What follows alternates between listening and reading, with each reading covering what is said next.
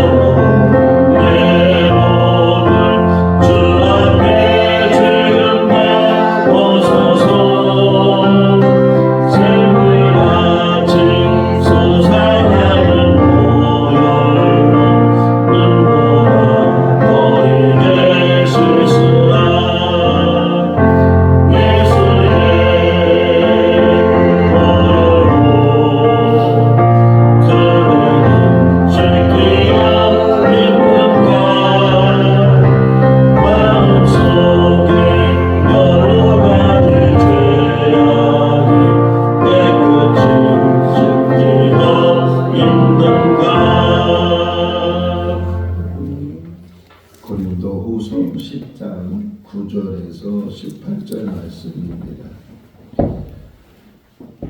고린도후서 10장 9절에서 18절 말씀. 이는 내가 편지들로 너희를 놀라게 하려는 것 같이 생각하지 않게 함이라. 그들의 말이 그의 편지들을 무게가 있고 힘이 있으나 그가 몸으로 대할 때는 약하고 그 말도 시원하지 않다 하니 이런 사람은 우리가 떠나 있을 때에 편지들로 말하는 것과 함께 있을 때에 행하는 일이 같은 것임을 알지라. 우리는 자기를 칭찬하는 어떤 자와 더불어 감히 짝하며 비교할 수 없노라. 그러나 그들이 자기로서 자기를 헤아리고 자기로서 자기를 비교하니 지혜가 없도다. 그러나 우리는 분수 이상의 자랑을 하지 않고 오직 하나님이 우리에게 나누어 주신 그 범위의 한계를 따라 하노니 곧 너희에게까지 이른 것이라. 우리가 너희에게 미치지 못할 자로서 스스로 지나쳐 나아간 것이 아니요 그리스도의 복음으로 너희에게까지 이른 것이라. 우리는 남의 수고를 가지고 분수 이상의 자랑을 하는 것이 아니라 오직 너희 믿음이 자랄수록 우리의 규범을 따라 너희 가운데서 더욱 풍성하여지기를 바라노라. 이는 남의 규범으로 이루어놓은 것으로 자랑하지 아니하고 너희 지역을 넘어 복음을 전하려 함이라. 자랑하는 자는 주 안에서 자랑할지니라. 옳다 인정함을 받는 자는 자기를 칭찬하는 자가 아니요 오직 주께서 칭찬하시는 자니라. 아멘. 할렐루야. 예수님께서 3년간의 공생의 생활을 하시면서 병자들을 많이 고치시고 또 기적도 행하시고 또 그러면서 많은 사람들 앞에서 또는 제자들 앞에서 하나님의 말씀을 전하시기도 하시고 또 때로는 예수님께서 한적한 곳에 가셔서 기도하기도 하시고 그 3년의 어떤 기간이 짧을 수도 있지만 또 어떤 면에서는 긴 시간 동안 예수님께서 말씀도 하시고 또 행함도 보여주셨는데 요한복음 21장 25절 말씀에 보게 되면 사도 요한이 예수님에 대한 이야기를 쭉 쓰고 맨 마지막 이제 남기는 말이 예수님의 행적과 예수님의 말씀이 더 많이 있다는 게 내가 지금 이렇게 기록했지만 이 기록하지 않은 예수님의 말씀도 많이 있고 또 예수님의 행하신 일도 많이 있다. 만약에 그거를 다 기록한다면 기록할 수 있는 그것도 보관도 못하고 기록도 못하고 그럴 정도로 예수님의 말씀과 행함이 더 있다는 게 다른 복음서도 마찬가지로 뭐 마가가 제일 먼저 복음서 썼다고 하는데 그 마가가 복음서 쓸 때도 자기가 많은 자료들을 마가는 예수님의 제자가 아니잖아요. 그러니까 많은 자료들을 가지고 예수님의 행적과 말씀을 기록을 했는데 거기서도 또 선별을 해요. 내가 필요한 것들, 필요한 이렇게 예수님의 모습을 이렇게 증거해야 되겠다. 그렇게 해가서 이제 다 쓴 것이 아니고 거기에서 추려서 또 마태도 누가도 또 심지어는 요한도 그렇게 행하셨다. 어쨌든 그럼에도 불구하고 복음서를 보면 또는 이 바울이나 다른 사도들의 서신을 보게 되면 예수님의 어떤 말씀과 예수님의 행적에 대해서 우리에게 많이 말씀해 주고 있는데 오늘 새벽에 일어나서 이 말씀을 묵상하면서 예수님께서 때로는 이렇게 비교적으로 말씀을 하실 때도 있고 때로는 전체적으로 이렇게 말씀을 하실 때도 있는데 비교할 때 예수님께서 뭐 누구는 더 높고 누구는 더 낮고 그렇게 얘기하는 것보다는 그 비교하는 그 이야기 속에서도 어떻게 우리가 살아야 되는지 또 예수님 예를 들면 누가복음 18장이 생각이 나서요. 누가복음 18장은 기도에 대한 교훈인데 예수님께서 기도는 이렇게 해야 된다.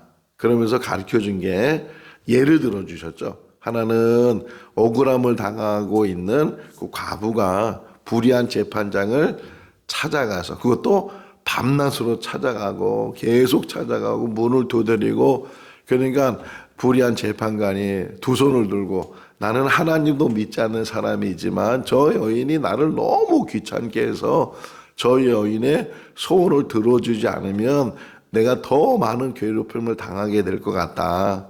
이제 그렇게 그러니까 기도는 뭐냐?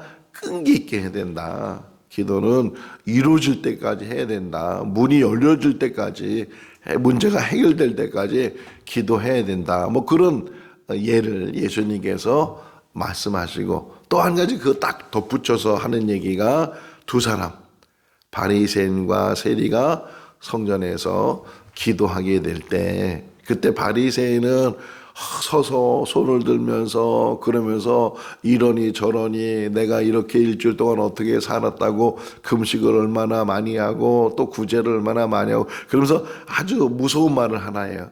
그거 우리가 이제 오늘 새벽에 묵상해야 될 말씀인데 그 바리새인이 그런 여러 가지 기도를 하면서 뭐라고 얘기하냐면 저 세리와 같지 않았다고. 요게 이제 여기 오늘 본문이 우리에게 주는 교훈이 저 세리와 같지 않았다고. 그러니까 자기를 높이고 자기를 자랑하고 자기는 대단한 것처럼 자기는 하나님 앞에 완전한 것처럼 그렇게 자기를 드러내는. 반면에 세리는 기도하면서 뭐 비교도 못하죠. 비교도 할 수도 없거니와 머리도 들지 못하고 앞으로 가지도 못하고 저 끝자락에서 하나님 앞에 자기는 죄인이라고 자기를 긍휼히 여겨달라고 그렇게 기도했을 때 만약에 하나님께서 그 바리새인의 기도와 세리의 기도를 들으신다면 누구의 기도를 하나님께서 들으시고 응답하시겠느냐. 그게 예수님의 기도에 대한 비유 이렇게 말씀하셨어요. 오늘 자랑이라는 단어가 많이 나왔거든요. 이 땅에 살면서 혹이나 우리가 자랑할 수 있어요. 내가 뭔가를 좀 해놓으면 사람들이 그걸 보고 좀 칭찬 좀 해주고 인정 좀 해주고 그렇게 사람들이 대단하다고 훌륭하다고 참 남들이 하지 못한 일을 하고 있다고 이렇게 칭찬을 듣고 이렇게 높여줄 수 있지만 혹이나 그것 때문에 자기 자신을 너무 우월하거나 우쭐하거나 자기가 정말 대단한 사람처럼 혹이나 착각하면 안 된다. 혹 자랑할 수 있다면 맨 마지막 17절 18절 말씀에 보면 주 안에서 자랑하는 자가 되고 인정받으려면 하나님으로부터 인정받는 사람이 되라. 중간에 보게 되면 자찬이란 말이 나와요. 자찬이 뭐예요? 자기 스스로 칭찬하는 것, 자찬하는 사람. 지금 이 고린도 교회에 와서 고린도 교회를 힘들게 하는 사람들, 그 사람들이 바로 그런 자찬하는 사람들이고 심지어는 자기 것이 아닌데도 자기 것인 것처럼 그것 가지고 생색을 내고 그게 자기 공로인 것처럼 이렇게 행하는 자들도 없지 않아 있는데 그런 사람들을 조심해야 된다. 지금은 CCTV가 뭐 여러 군데 있어가지고서 뺑소니도 못하고 그런 얘기를 듣는데 옛날에는 뭐 CCTV가 많이 없잖아요. 없고 그러니까 시골에 가을에 되면 수확물을 이렇게 말리잖아요. 큰 길에다가 이렇게 펼쳐놓고 거기다 뭐 고추를 말리기도 하고 또는 벼를 다 탈곡하고 타자리 해서 말리기도 하고 그런데 그거를 훔쳐가는 사람이 있단 말이에요. 정말 수고해가지고서 농사 짓고 그래서 얻은 그 수확물인데 하루 한순간에 그게 없어져 버리면 얼마나 속상하겠어요. 심지어는 제가 아는 한 분은 인삼밭을 하는데 인삼은 6년 동안 키워야 되잖아요. 6년근이 좋다고 그래서 6년 동안 키워야 되는데 이제 거만 6년이 다 돼서 수확할 텐데 갑자기 그걸 다 그냥 파헤쳐 간 사람들 얼마나 속상하겠어요. 여기 지금 그 얘기 한번 여기 먼저 그거 볼까요? 15절 읽어볼까요? 우리는 남의 수고를 가지고 분수 이상의 잘할수록 우리의 규범을 따라 너희 가운데서 더 풍성하여지기를 바라노라.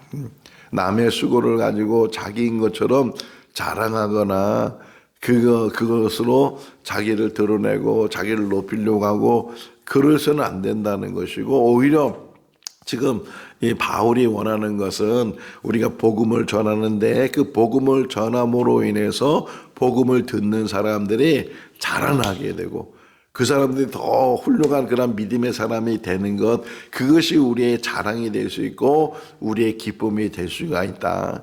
나를 높이는 것이 아니고 내가 이렇게 대단한 사람이라고 말하는 것이 아니고 나로 인해서 다른 사람들이 잘 되는 것 자기가 쉽지는 않잖아요. 그럼에도 불구하고 그렇게 하는 삶이 우리 삶이 돼야 되고 또 이게 보면 이 앞부분을 제가 좀 보니까 9절부터 이렇게 쭉 보면서 여기 10절에 보면 시작이 뭐예요? 그들의 말이 이렇게 표현하는 여기서 말하는 그들은 바울을 대적하는 사람들이 바울을 폄하하는 사람이고 바울이 무슨 사도냐 말주변도 없고 그가 편지는 잘 쓰는 것처럼 뭐 대단한 글재주는 있는 것 같이 보이지만 막상 보면은 얼마나 약해 보이는지 말도 얼마나 못하는지 바울이 무슨 우리 지도자냐 막 이러면서 폄하시키고 또 왜곡시키는 그런 일들을 하고 있는데, 실상은 바울이 참 인내하는 사람이거든요.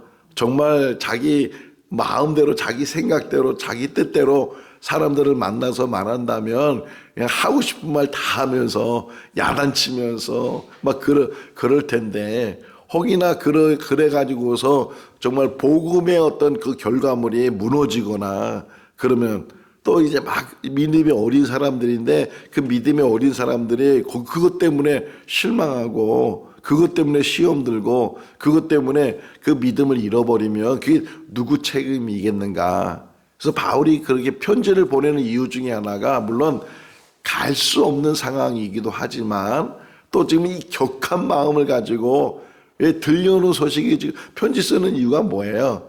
좋은 소식이 왔다면 편지를 안 쓸지도 몰라요. 그런데 나쁜 소식이 오고 지금 막 고린도 교회가 막 파당이 일어나고 고린도 교회 안에서 막 지금 세상적인 일들이 일어나고 이러니까 가지는 못하고 또 이제 편지를 보낸 건데, 또 가서도 그 마음을 가지고 가면 내가 무슨 말을 할지 어떤 감정으로 막 토해낼지 모르니까 그런 부분에서 바울이 조심했거든요.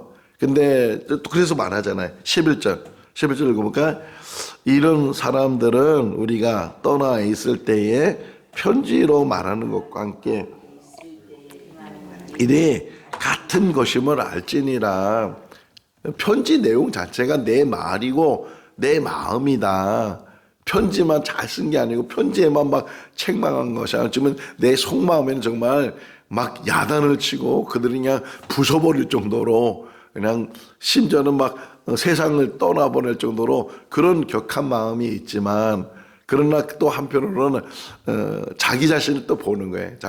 내가 얼마나 부족한가. 나도 기독교를 핍박한 사람이었고 스데반이 죽이는데 앞장선 사람이었고, 그런 걸 생각해 볼 때 하나님의 은혜만이, 그래서 뭐라고 고린도후서 15장 10절 말씀에 뭐라고 해? 나의 모든 것은 하나님의 은혜, 나의 나 된 것은 하나님의 은혜다라고 고백하고 있는 것처럼, 바울이 또 한편으로 생각하니까 아직 그들이 복음을 제대로 깨닫지 못하고 바로 쓰지 못하고 그것 때문에 또요. 그러면서도 또 한편으로는 또 참 고민이 많은 거예요. 뒷부분에 이제 또 새벽에 보면 그런 말씀이, 내가 정말 나의 마음이 무거운데, 내 문제 때문에도 마음이 무거운 것도 있지만 정말 내 마음이 무거운 것은 교회를 위해서 내 마음이 염려되고 내 마음이 무겁다.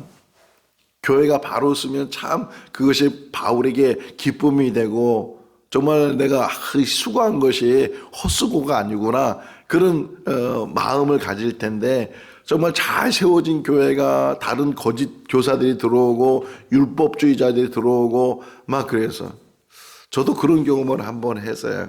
제가 이제 한 좀 오래됐죠. 교회를 개척하고 그리고 교회를 세우고, 또 갑자기 제가 또 선교사로 나가서 선교를 가다 보니까 후임이 이제 들어와서 세워진 교회를 정말 잘 더 세우고 더 잘 부흥시키고, 그러면 얼마나 좋겠어요. 개척한 사람의 마음은 그 교회가 더 잘 바로 세워지는 게 그게 기쁨이잖아요. 근데 그 교회가 무너져 버렸어요. 물론 저하고 너무 다른 분이 와서 그래가지고서 성도들이 적응을 못하고 이제 그런 일들이 있었는데, 지금도 생각해보면 참 마음이 아파요. 하나님의 교회가 더 잘 세워지고, 시작도 어렵지만 그 어려운 가운데도 그렇게 이제 막 부흥하려고 하고 막 재미있게 신앙생활 하려고 하고, 그런 상황 속에서 그 다음 사람이 그대로 잘 이끌어가고 더 잘 세워나가면 그보다 기쁨이 어디 있겠어요. 바울도 마찬가지.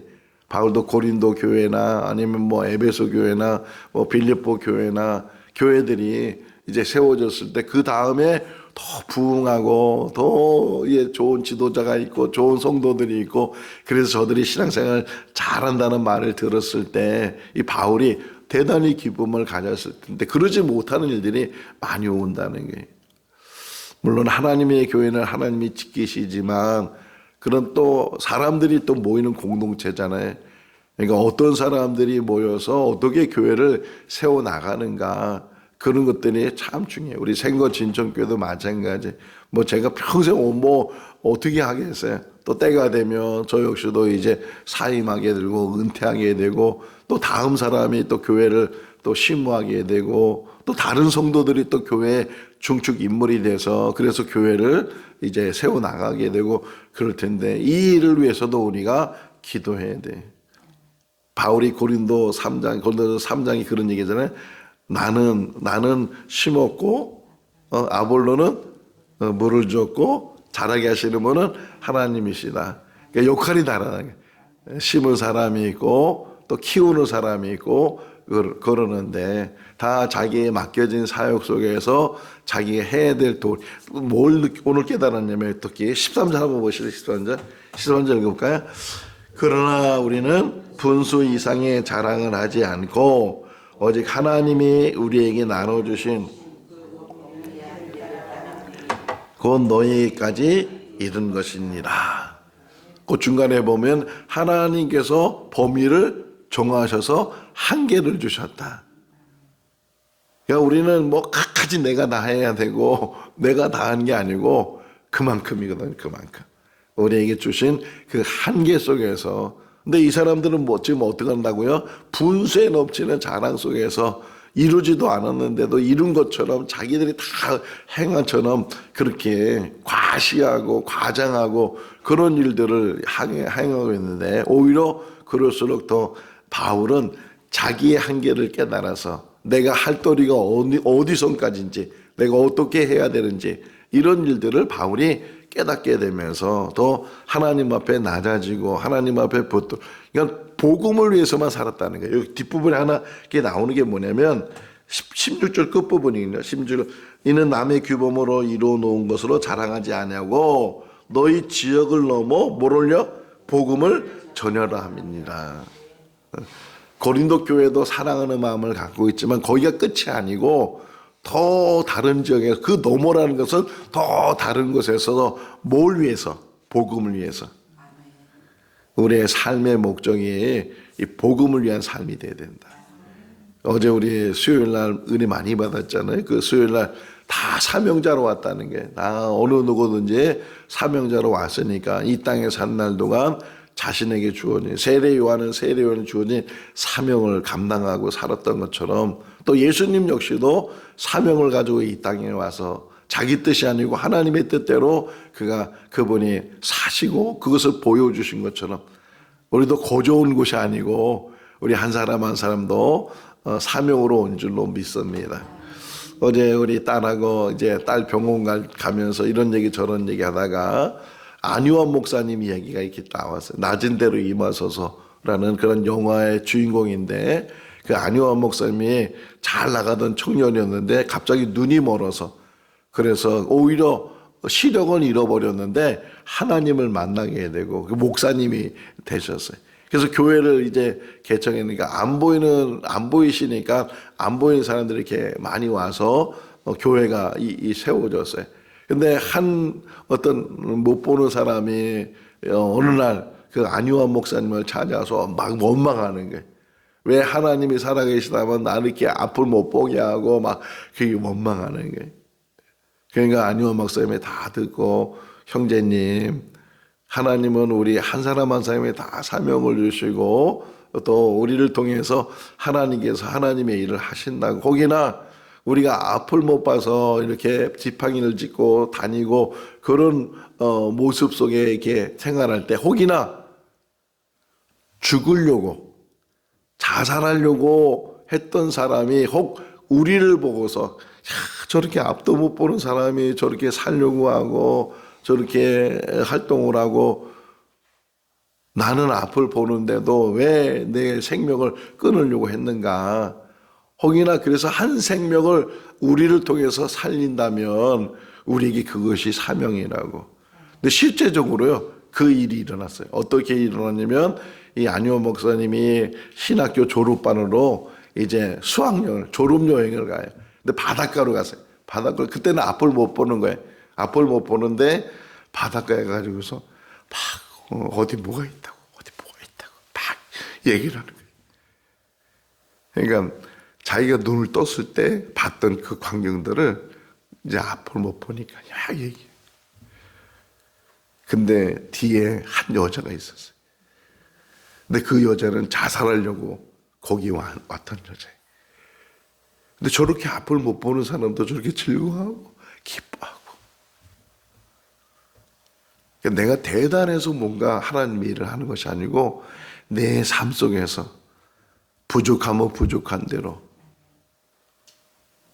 우리 신은숙 원사님을 통해서도 하나님 영광 받으시잖아요. 저렇게 시력을 잃었는데도 불평하지 않고 원망하지 않고 남 탓하지 않고 뭔가 나의 할 일을 찾아서 오히려 시각장애인들을 위해서 봉사하고 섬기려고 하고 또 신앙의 본이 되고. 우리는 우리를 자랑하는 것이 아니고 우리의 연약함을 통해서 오히려 하나님의 능력이 나타나고. 그래서 뭐라 그래 뒷부분에 나는 자랑할 것이 있다면 내가 약한 것을 자랑한다. 세상은 강한 것을 자랑하고 대단한 것을 자랑하지만 우리는 오히려 부족한 것을 자랑하고 나는 이런 부족함을 가지고 있다고. 나는 앞을 못 보고 나는 지식도 부족하고 학벌도 부족하고 그러나 그 모든 것을 통해서 하나님은 하나님을 드러낼 수 있다면 그것이 우리의 자랑이 되어야 된다. 17절 18절 같이 읽어볼까요? 자랑하는 자는 주 안에서 자랑할지니라. 옳다 인정함을 받은 자는 자기를 칭찬하는 자가 아니요 오직 주께서 칭찬하시는 자니라. 이 말씀을 마음에 우리가 잘 새겨서 우리가 우리를 자랑하는 것이 아니고 하나님이 자랑하는 사람. 성경에 나오죠. 누구예요? 욥이잖아요. 욥. 하나님이 자랑하는 사람. 그런 삶이 될 수 있기를 주님의 이름으로 축원합니다. 기도하겠습니다. 살아계신 하나님 아버지, 우리는 우리의 대단함을 자랑하고 대단함을 드러내려고 하는 그런 때로는 교만한 마음을 가지고 삽니다. 그러나 우리를 다시금 살펴보면 얼마나 연약한 자인지, 얼마나 불의한 자인지, 오직 십자가 은혜가 아니면 우리는 설 곳도 없고 또 드러낼 것도 없는 그런 죄인입니다. 하나님 아버지, 오늘 말씀이 마음에 새겨지게 하시고 깨닫게 하여 주셔서 더 낮아지게 하시고 더 온유해지게 하시고 더 겸손해지게 하시고 남을 비교하지 않도록 또 비교당하지 않도록 늘 하나님 앞에 인정받을 수 있는 믿음의 삶이 되게 하여 주시옵소서. 우리의 연약함을 통해서 하나님의 뜻을 나타내시는 줄로 믿습니다. 그것까지도 잘 감당하는 우리들 되게 하시고 우리 각자에게 주어진 십자가를 하나님 회피하거나 외면하지 않고 묵묵히 그 십자가를 지고 주님 앞에 나가는 우리 모두가 되게 하여 주시옵소서. 또 그러면서도 저희들 마음의 낙심을 갖거나 자격지심을 갖지 않도록 도와주시고 언제든지 믿음 안에서 당당하고 담대할 수 있도록 은혜로 도와여 주시옵소서. 오늘 하루의 삶을 지켜주시기를 간절히 바라옵고 예수 그리스도 이름으로 기도하옵나이다. 아멘. 마쳤습니다. 자유롭게